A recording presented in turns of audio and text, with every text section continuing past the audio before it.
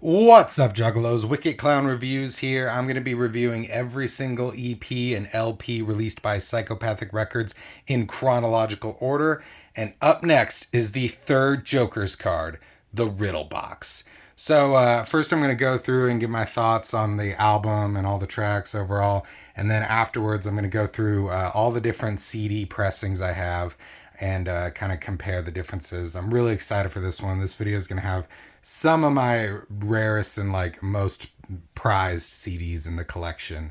Maybe not the rarest. I think there's one more I got that'll beat it, but yeah. So first off, before I dive into the album, every time I've reviewed a Joker's card so far, I completely skip over talking about Shaggy's artwork and how great it is. Not this time. Talking about it fucking immediately so I don't forget. All right. So, if you don't know, Shaggy designs all of the Joker's cards.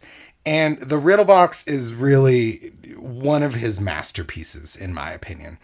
So, I think the most interesting and unique thing about this design is every other Joker's card is a straight-on look.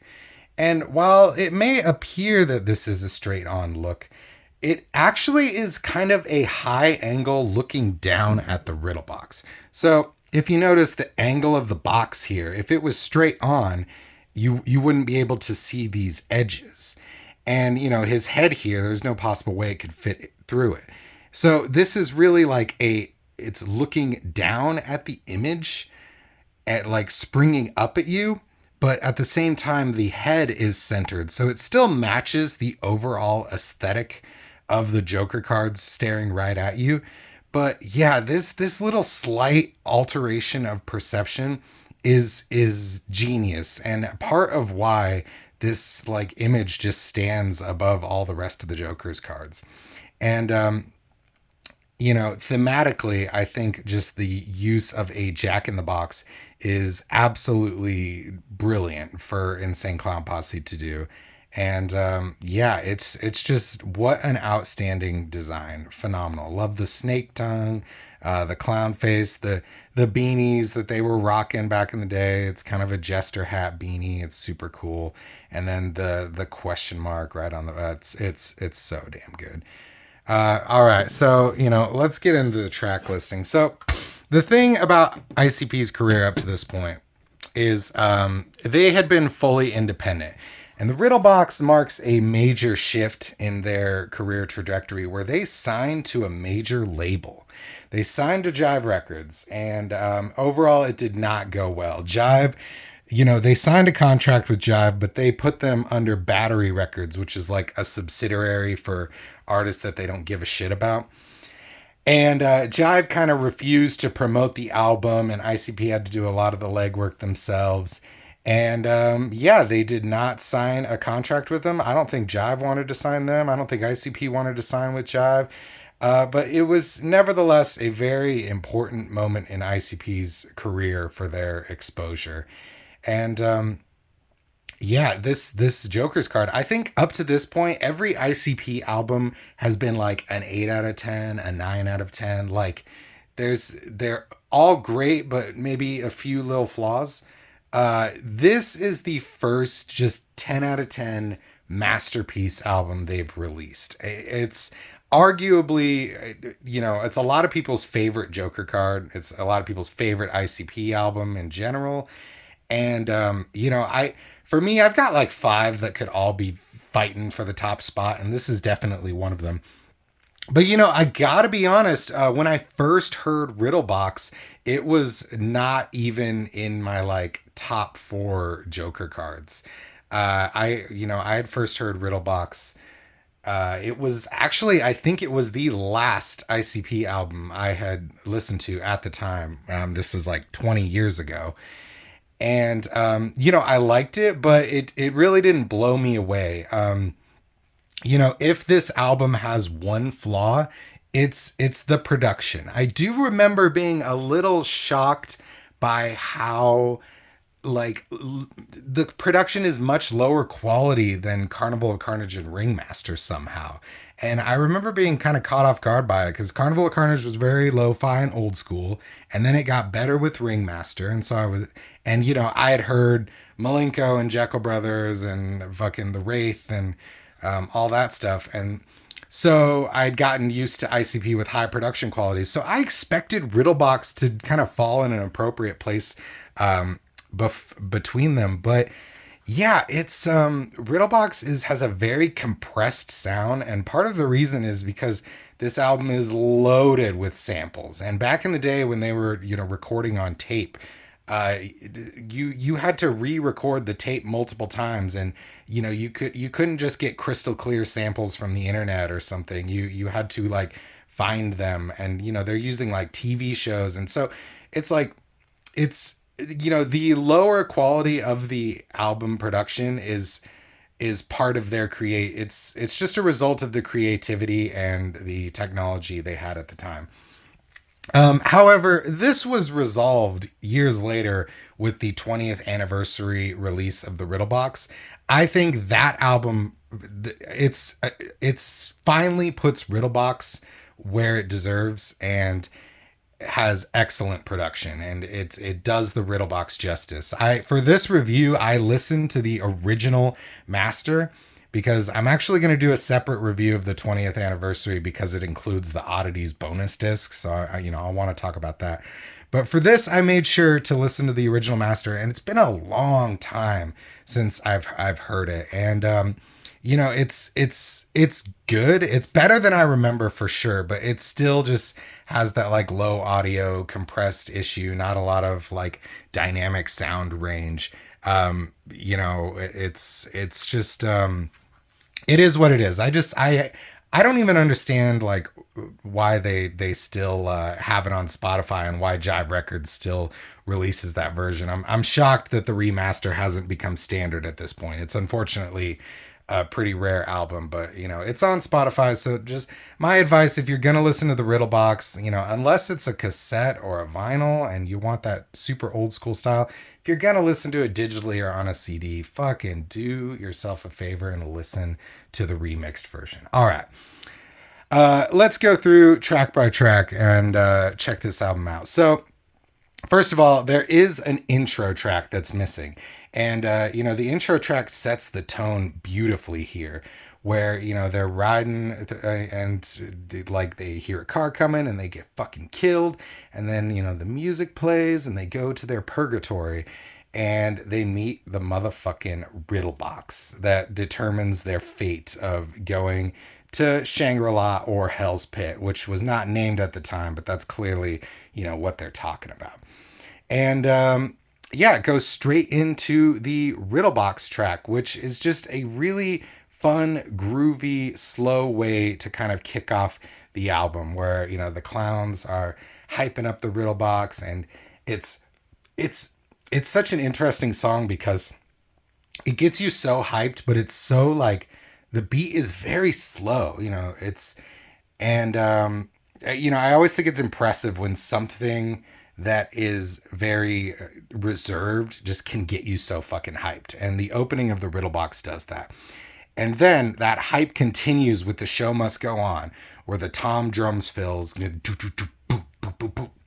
then it kicks off with fucking, if you've been to an ICP show when they play The Show Must Go On, it is one of the like loudest crowd moments. Everybody is singing along. And it's fucking classic. And then I love the like high note, low note bass like breakdown that comes with the chorus like this. And then at first the song kind of tricks you because it's like, oh, there's no chorus. It's just going to be this breakdown with this sample about clowns. But then it kicks into one of the greatest Juggalo chants of all time. Come see the show, Big Top Show. So fucking good, like amazing. And then they immediately blend into Chicken Huntin' Slaughterhouse Mix. This is really interesting because Chicken Huntin' was already released on the Ringmaster, And I remember when I saw the track list, I was kind of confused. I was like, wait, they've just put an old song on here. They fucking made it absolutely worth it. It is I at the time had already loved the Ringmaster version of Chicken Huntin'. My mind was blown when I heard this. I did not know that the song could actually be better. And it's incredible. They added electric guitars. They made it a little faster. Their vocals are more hard hitting. The all the chant it's backs. It's so fucking good. It's iconic for a reason. It's one of their most popular songs, and I know a lot of people are sick of it, but it's just like it's deservedly earned its reputation, and just an infinitely catchy song. I think ICP kind of a strength, but a flaw depending on your perception is some of their choruses can get a little wordy, and like they'll have choruses that are like an entire fucking paragraph long, and which is dope, but it takes like a lot of listens before you can really nail it down. Chicken Huntin' just has a straightforward chorus that everybody can learn before their first time hearing the song, before the song's even over. Who's going chicken hunting? We's going chicken hunting, and it works so well. It's such a good song. And then we go into Toy Box. Toy Box is a very sample heavy song that's super upbeat and all about Violent J creating his little toys to get revenge on people at the school, and eventually the toys turn on him. And there's kind of this subtle, it seems just like a stupid silly song, but the song is sort of about the downfall of revenge, and how even succeeding in revenge can come back to haunt you in some ways. And yeah, I think it's genius. Love all the Pee Wee Herman fucking samples, especially.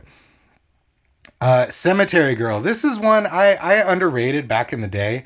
But as I get older, Cemetery Girl is one of my favorite tracks on here.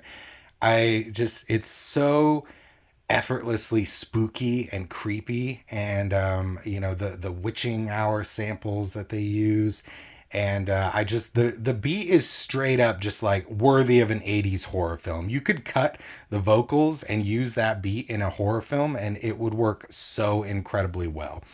People wouldn't even realize that it was like an ICP rap song. And yeah, it's the echoey chorus on here. On this album, like Jay and Shags are just really getting into their groove, and they've been experimenting for a while, trying to figure out what the Insane Clown Posse is. And Cemetery Girl is just a highlight of them figuring out what the fuck they're about and utilizing their vocal styles and their harmonies in just genius ways. Three Rings, a song that was previously released on Fuck Off. This version is updated, has better lyrics, and yeah, I really love it. It's one of those songs. It's about getting the people who fucking just mock and tease those less fortunate than them, whether it be poor or disabled or whatever. It's a very strong song that's about just not being a fucking dickhead and living your life well. Headless Boogie, another song that early back in the day I kind of underrated, and over time it's just like it grooves so hard. And I was so happy when they did the Riddle Box tour, and I finally got to hear this song live, and it's absolutely fresh, And this song to me is all about becoming a juggalo. It's all about he talks about in the beginning how he's running, he's scared, he doesn't know what's going on, and then he falls into this graveyard and discovers this underground world of the juggalos essentially, and then he loves it and he wants to be fucking down with the clown, and it's a great song about being a juggalo without saying the word juggalo or referencing ICP or psychopathic. It's like they did a metaphor for juggalos, which is crazy because they could absolutely just say it outright and talk about their concerts. But yeah, it's a very creative track. Joker's Wild. This is their first game show type song, and Joker's Wild I think is it's upbeat, it's fun. It might be my least favorite song on the album, maybe. it's definitely lower, but I'm not trying to knock it. And the commercial breaks are great, and I love how old school funky it is. But it's just maybe a little less like meaty. I feel like they've got a lot of like really intellectual tracks on this album, and Joker's Wild is just kind of stupid fun, which is still cool. But yeah, I love Violent J in his yellow suit and purple tie and all that stuff, and it's got yeah, it's excellent. Dead Body Man, the third song on this album that's been recycled, which to me is kind of crazy. I feel like if ICP released a Joker's card now and recycled 3 songs, Juggalos would fucking riot and say they're getting ripped off. I mean, no matter what they do on a Joker's card nowadays, Juggalos riot. But yeah, I think it's really kind of funny that they've recycled so much and it doesn't even fucking matter. Like, huge risk, honestly, to take used tracks and do it. I wonder if there were people at the time that were pissed, maybe, but now nobody cares. And yeah, these are all affiliated with the Riddle box, and only the deep cut people know that it's from other things. Little something something. I this actually might be my least favorite song. It's just like a fun, stupid sex song. It's cool. The beat's kind of lullaby.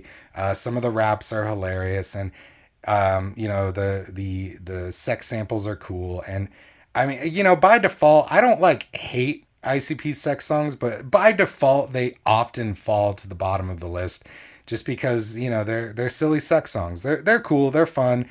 But yeah, they're just not as stimulating, no pun intended, as all the other stuff. So at this point, I think the genius of the Riddle box is the organization of the track listing, because for me, I always felt like the album kind of this is the crank turning.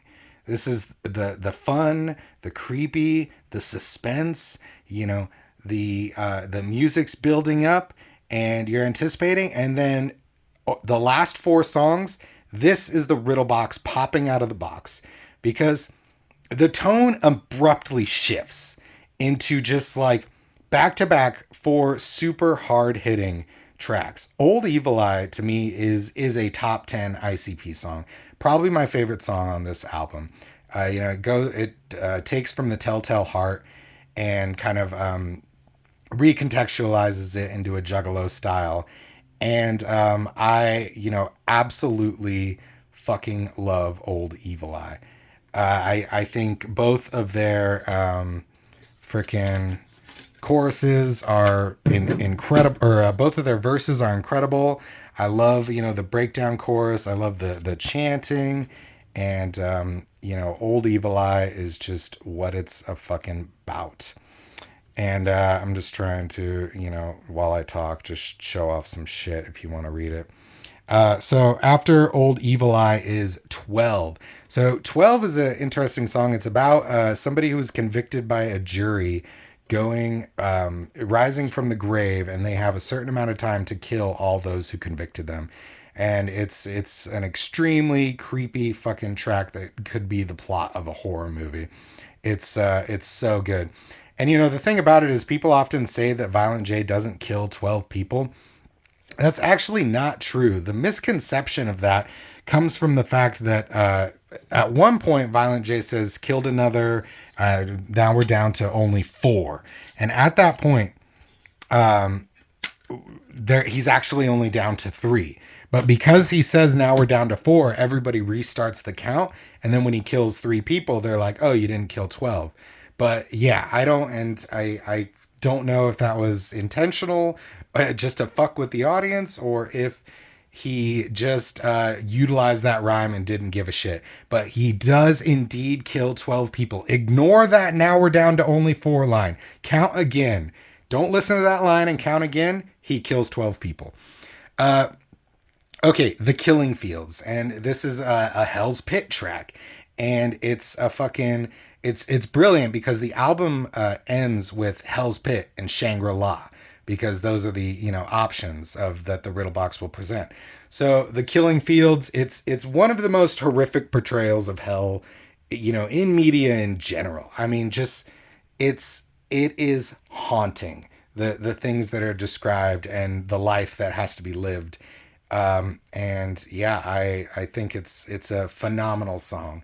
Um, and then, on the flip side, you get Shangri-La, I'm Coming Home, which is a Juggalo anthem of, pride in your hometown that you've been trying to escape. And it's one of those things where, you kind of, I know I can relate to just the idea of, trying to escape this place that was your home. And, when you return, there is a bittersweetness to it. And to me, there's elements of that. Maybe I'm just projecting that based on my experience. But I think, considering what I've heard Jay and Shag say about Detroit, it's like they've got a love hate relationship with Detroit. And yeah, I'm Coming Home just like beautifully portrays that and conceptualizes Shangri-La a little bit for the future. So yeah, I mean, it's the Riddle box is fucking incredible. All right, let's go through and check out all the different pressings that I have. So up first, we have, this is a promo pressing of a first print. So the promo pressings, how you can spot them is they've got this insert cut out here in the back, and then it came with a sticker directly on the case. And also the tray insert they used has these little dots. So if you're looking for a copy of the Riddle box and you're not sure if it's a first pressing or not, a good way to spot is if it has these dots, it's a first pressing, because only the first pressings had these. So, and the standard first pressings, the sticker was actually put on the cellophane itself, which I think is so cool. I love the idea of them like, kind of hiding the card. And it's especially fitting for the Riddle box because, you have to open the box. And so once you kind of would tear the cellophane off, you'd see the Riddle box and be like, oh my God, it's so fucking cool. And I wish they would do this again with another Joker's card. Just not reveal it and then put a fucking sticker on that and just like have us see it, as we do. So in the disc itself, early pressings of the Riddle box, you can see through this inner ring. A lot of the other ones like black out the line, and the font's a little smaller, and the face is a little more zoomed in. And so this is a second pressing of the Riddle box. And so again, second pressings, you can see they still have, the same style. The coloration's a little different. The second pressings are a little pinker than the first pressings. First pressings are a little more purple. And, if you're lucky enough, you can get a copy that has the order form still in it.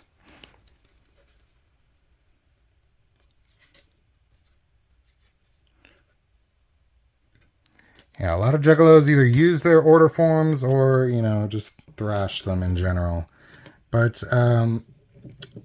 yeah, I don't have a standard first printing because, like, this is a first printing. Yeah, it's a promo, but, it's the same CD. They just punched a hole with it and put a sticker on the cover instead of the cellophane. So maybe one day I'll get a standard first printing, but, yeah. So this is a Hed P.E version of the album. So Jive Records, at one point, they had an artist called Hed P.E, which you may know.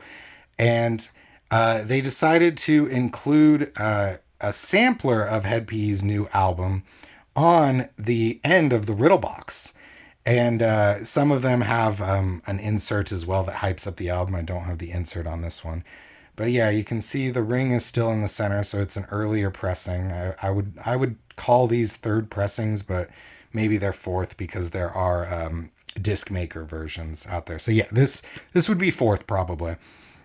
And ICP was not happy about this. They tried to put a stop to it because they did not appreciate like their album being used to hype up somebody else. Ironically, Hed P.E would turn out to be juggalo as fuck and actually tour with ICP later on, and they signed to Subnoise Records. And it's while ICP was pissed about it, Jive actually made a really good call by pairing these two together because they absolutely fit. And yeah, at this point too, the spines are all pretty much the same. No variations whatsoever. All right. So at this point, the Riddle box was selling like crazy, and it's very hard to keep up with what's a third press, a fourth press, a fifth press. There's so many pressings, and each pressing has its own variant. It's crazy, and there are some that people don't even know exist out there. But I believe this is one that's Sonopress. Yeah. So the Sonopress USA copies, they opted for the black ring. They made the Riddle box smaller. They zoomed in on the face a lot more. And yeah, the booklet did not change at all. But yeah, pretty standard. I will say Riddlebox just, has a lot of printings. It's the most consistent looking Joker's card. I think Great Malenko has tons of variations on the quality, and so do the Ringmaster and Carnival of Carnage. Riddlebox is consistent where almost every pressing looks the same and great. Slight color variations sometimes depending, but yeah. I think this is another Sonopress version. I think this is just, this has a different number, but it's basically the same pressing. I keep this one. This is my first Riddle box. I can see the tacks when I used to hang it into the wall, and it's pretty beat up. But yeah, I like keeping this one around because it's the first one I ever had. All right, what do we got next? Okay, so mini juggalos know that Insane Clown Posse had reverse Riddle boxes hidden amongst the standard releases, the Sonopress version specifically. Boom. This is probably one of my most prized ICP albums. I've had it for a long time, and yeah, I remember when I first got this being so fucking stoked. But yeah, they reversed the colors on it, and it's got pink font instead. And yeah, I used to buy up so many Riddle boxes trying to get a reverse one, not knowing that the pressings were long gone. You can only find this among pressings from like 97, 98. And the reason why is still a bit of a mystery. Some people call it a misprint. I don't think it's a misprint. It's way too, clean and perfect for that to be a mistake. Others think it was a marketing ploy to get more people to buy the Riddle box. Maybe, but I think the problem with this is they never hyped it up. There's no time when ICP was like, oh, search for the reverse Riddle box, juggalos. If they had done that, then I'd say it was a marketing ploy. I think it was just fucking cool and fresh and secretive, and just trying to be dope.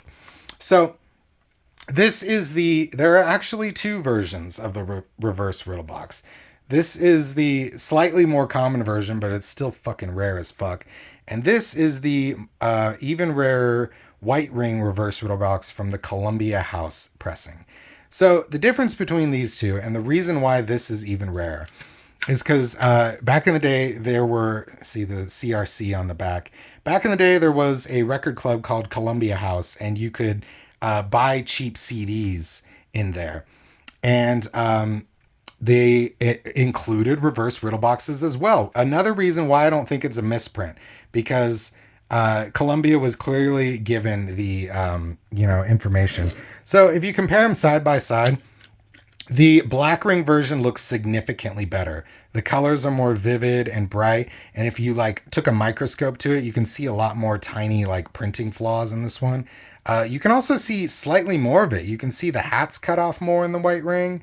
So it's ironic that the white ring is worth 5 times as much, because it's actually the inferior pressing. I do like, though, if you look close, you can see the outline of the mouth still through.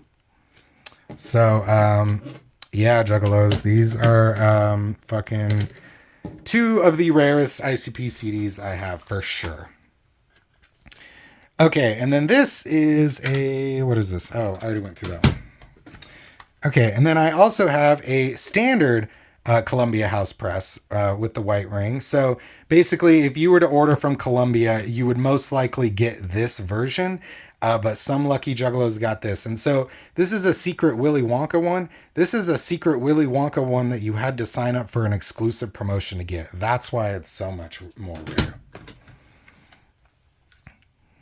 Okay, what do we got here? This is a BMG pressing. BMG was a different music club, but the weird thing about this is all of the BMG discs are not exclusive. They're all the Sonopress versions, which is really weird. At first, I thought I had the wrong disc and somebody swapped it out, but I've done a lot of research, and it seems like every single BMG copy has a Sonopress disc, and they didn't make their own, which is pretty cool.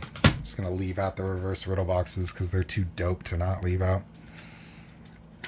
Okay, what do we got here? This is a newer pressing of Riddle box. I think this is from the 2010s. It's got a white ring as well, lower quality compared to the rest, and they did change the. Here we go. They did change the. Oh, that's a CRC. Got too many Riddle boxes. Fucking. The barcode is different. So if it ends in a 6, it's a newer press. If it ends in a 7, it's an older press. That's kind of how you tell the difference.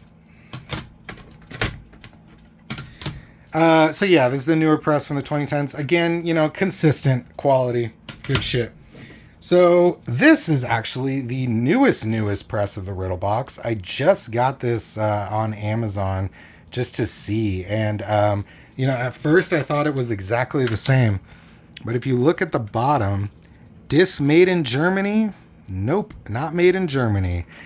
So yeah, this is the newest form. I want to keep this one sealed just because, it's super fucking fresh sealed. And I'm sure the booklets look exactly the same, and the disc is slightly shittier than the older versions. But yeah, Juggalos, those are all my copies of the Riddle box, and there are still other random pressings I'm missing. There's so many out there, but I've got all the most important ones that I really want. And again, I'm going to review the 20th anniversary at a later date and consider that its own separate release.